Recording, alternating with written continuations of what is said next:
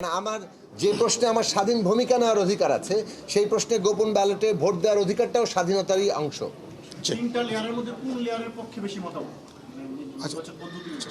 নির্বাচন পদ্ধতি নিয়ে নির্বাচন পদ্ধতি নিয়ে আসলে এটা সংখ্যা করা মুশকিল, তবে ইলেকট্রাল কলেজকে বর্ধিত করার পক্ষে মতামত আছে। আচ্ছা সাকিব ভাই, একটা প্রশ্ন ছিল, সেটা হলো আপনারা দুইটা বিষয় বলছেন, একটা হলো একবারে ইউপি পর্যন্ত দুইটা প্রস্তাবনা, আর একটা হলো যারা জেলা পরিষদ হ্যাঁ জেলা পরিষদ পর্যন্ত, আরেকটা হলো সংসদের দুই কক্ষে যারা থাকবেন তাদের ভোটের ভিত্তিতে।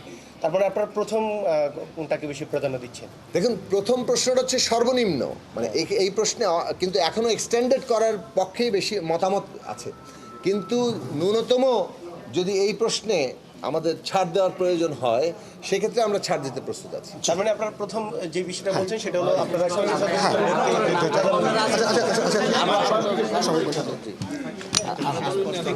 আরো অন্যদের কাছে জিজ্ঞেস করেন। আচ্ছা বন্ধুগণ, গতকালকে থেকে রাষ্ট্রপতি নির্বাচনের ব্যাপারে গুরুত্বপূর্ণ আলোচনা শুরু হয়েছে এবং আপনারা জানেন যে আমি গতকাল শুরুতেই প্রশ্নটা উত্থাপন করেছিলাম, রাষ্ট্রপতি নির্বাচন পদ্ধতির সাথে রাষ্ট্রপতির ক্ষমতার প্রশ্নটা খুবই গুরুত্বপূর্ণ। রাষ্ট্রপতি বিদ্যমান অবস্থায় থাকবেন নাকি রাষ্ট্রপতির নতুন ব্যবস্থায় রাষ্ট্রের সরকারের প্রধান নির্বাহীর সাথে রাষ্ট্রপতির কি নতুন ক্ষমতা, নতুন এখতিয়ার, নতুন কার্যপরিধি যুক্ত হচ্ছে, এই প্রশ্নটা আলোচনার সাথে রাষ্ট্রপতি নির্বাচনটা কোন প্রক্রিয়ায় হবে এটা গুরুত্বপূর্ণ। আজকে এবং গতকাল এবং আজকে এই প্রশ্নটা ধরেই দীর্ঘ আলোচনা হয়েছে। 3-4টা প্রশ্নে বড় দাগের আলোচনা এবং খানিকটা কাছাকাছি আসা গেছে।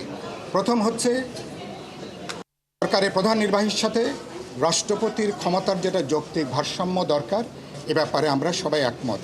রাষ্ট্রপতির ক্ষমতা সাংবিধানিকভাবে যে কিছুটা বৃদ্ধি করা দরকার, আজকে 3-4টা সম্ভাবনা নিয়ে আলোচনা হয়েছে, প্রস্তাব নিয়ে সাধারণ আলোচনা হয়েছে, ক্ষমতা বৃদ্ধি করার ব্যাপারে সাধারণ ঐক্যমত জায়গাটা তৈরি হয়েছে।